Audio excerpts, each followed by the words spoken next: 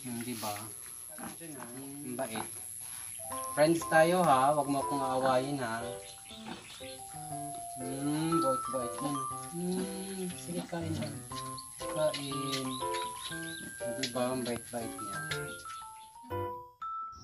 Buti pa ang baboy, ramdam niya ang pagmamahal ko. Pero ang taong mahal ko, wala, sinaktan lang ako. Ano yan? Mabait siya. Baboy? Yo ba? Mabait nga, malambing. Baka pagalitan ka mamaya na mayari yan ha? Mabait siya, pala kaibigan. Parang ako. Ikaw? Ah. Mabait ka ba? Oh, kahit baboy iba-ibang ugali na yung iba, no, wild eh. Oh, mabait siya. Ito dalawa sila, si Pare Koy at saka si Boknoy. Andito na silang dalawa, nag-uusap sila ng baboy.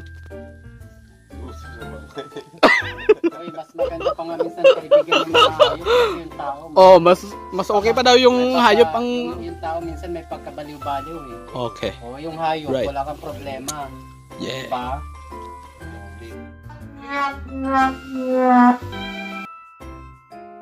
Minsan nakakapagod na talagang magmahal, pero sa hayop na lang mas okay pa.